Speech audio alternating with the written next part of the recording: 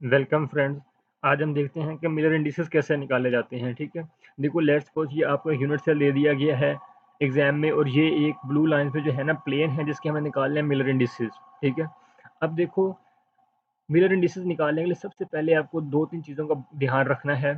देखो हमने देखना होता है कि ये जो कॉर्नर है, ठीक है ना, जहाँ लाइन एंड हो रही है, ये और ये और ये बाजू का चार भी होते हैं, ठीक है ना, ये देखना है ये कहाँ पर टच हो रही हैं, एक्स एक्सिस, वाई एक्सिस और जेड एक्सिस पर, ये टच भी हो रही हैं या नहीं हो रहे। मेन चीज़ ये होती है सिर्फ देखने वाली। ठीक है, अब देखो इससे पहले एक और बात आपको बता दूं, लेटेस्ट कांस्टेंट क्या होती है, ठीक है ना, the distance between two consecutive latest point या लेटेस्ट साइड, इसे हम कहते हैं लेटेस्ट कांस्टेंट। ठीक है, जिसे हम ट्रांसलेट वेक्टर भी कहते हैं। देखो ये ओरिजिन है, ठीक है ना, यहाँ से लेकर यहाँ तक, ठीक है ना, पहले यूनिट सेल जहाँ खत्म हो रहा है। ठीक है, एक्स एक्सिस में इसको हम कहते हैं, ये लेटेस्ट कांस्टेंट ए है, जो कि थ्रू आउट द क्रिस्टल जो है ना सेम रहेगा।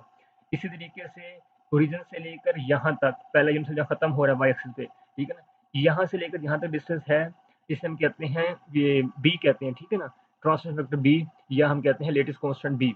और यहाँ से लेकर ओरिजिन से लेकर यहाँ तक डिस्टेंस जो है ना, ये है जेड एक्सिस पे, से कहते हैं ट्रांसलेट वेक्टर सी या लेटेस्ट कांस्टेंट सी। ठीक है, अब बात आप समझे हो, यहाँ से लेकर यहाँ तक कितना हुआ 1a। ठीक है, इसलिए ये अगर यहाँ यहाँ पॉइंट हो, कोई एटम पड़ा हो, तो ओरिजिन से कितना दूर हो जाएगा 2a, यहाँ हो तो 3a, अगर यहाँ पड़ा होगा मिड पे तो हाफ ए। बात समझे, पहले ये बात समझ लो। अब देखो, अब प्लेन जो है ना देखने में एक्स एक्सिस पे कहाँ टच हो रहा है, ये देखो यहाँ एक्स एक्सिस ये है, इस पे प्लेन टच नहीं हो रहा, ये जो है ना ये क्रॉस कर रहा है। मैंने बोला था हमने देखना जो कॉर्नर इस पे कहाँ टच हो रहे हैं, एक ये कॉर्नर है, एक ये और एक ये।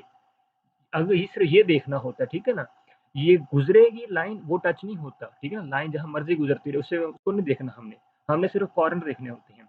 और ये कॉर्नर एक्स एक्सिस पे कोई टच नहीं हो रहा, तो इसका मतलब है देखो, अब ये टच कहाँ होगा, कहीं भी नहीं होगा। इसको जब तक मर्जी लेके जाते रहो, जितना मर्जी बेशक क़यामत तक खींचते रहो लाइन को, ठीक है ना, इस लाइन को यहाँ तक लेके जाते रहो दूर तक, कभी टच नहीं होंगे। तो मतलब क्या होगा कि ये इनफिनाइट होगा, कभी टच होगा ही नहीं, एक्सिस पे कभी ये टच होगा ही नहीं। ठीक है प्लेन। अब देखो वाई एक्सिस पे देखते हैं, यहाँ से लेकर यहाँ तक डिस्टेंस कहा था कितना है 1b। अब ये देखो ये टच कर रहा है, ठीक है ना, कॉर्नर टच कर रहा है वाई एक्सिस पे। अब ये कितने पे है, मिड पे है, यहाँ से लेकर यहाँ तक 1b था, ये क्या बनेगा हाफ b।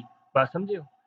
अब देखो यहाँ से लेकर यहाँ तक क्या 1c था, अब ये कॉर्नर पे बिल्कुल टच हो रहा है, ठीक है, 1c पे टच हो रहा है, यहाँ से यहाँ डिस्टेंस कितना है 1c, और उसी कॉर्नर पे टच हो रहा है। ठीक है, तो मतलब ये कहाँ पे टच हुआ 1c पे। ठीक है, ये टच हुआ नहीं, देखो ये देखो ये टच हुआ नहीं, हम कहेंगे इनफाइनाइट है। ठीक है ना, इनफाइनाइट कभी टच नहीं होगा। और यहाँ कहाँ टच हो रहा है बी पे, वाई एक्सिस पे हाफ पे टच हो रहा है, हम कहेंगे हाफ बी। और यहाँ कहाँ टच हो रहा था 1c पे। ठीक है ना, अब आगे देखते हैं हम। देखो ये पहले हमने निकाल लिया, ये इनफाइनाइट ए हाफ बी 1c, ये निकालना सबसे मुश्किल काम होता है। अब देखो हम क्या करेंगे, डिवाइड करेंगे इस लेटेस्ट, ये जो है ना A B C latest constant, इससे डिवाइड करेंगे तीनों को, इसको करेंगे ए से, इसको बी से, इसको सी से, क्या निकलेगा इनफाइनाइट हाफ 1। अब हम क्या करेंगे, इसका रेसिप्रोकल ले लेंगे, 1/infinity 2 हो जाएगा, 1 हाफ का रेसिप्रोकल, और ये 1 का 1 ही रहेगा। ठीक है ना, तो ये आ जाएगा 0 to 1।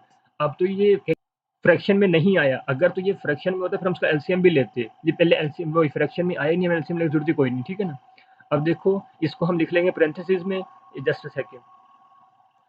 तो ये हमारा बन गया मिलर इंडिसेस इस प्लेन का। इस तरीके से हम कोई भी प्लेन का मिलर इंडिसेस आसानी से निकाल सकते हैं। मेन हमने देखना होता है कि जो गिवन प्लेन है ये कहाँ पर टच कर रहा है एक्स वाई जेड एक्सिस पे। Okay guys, good bye.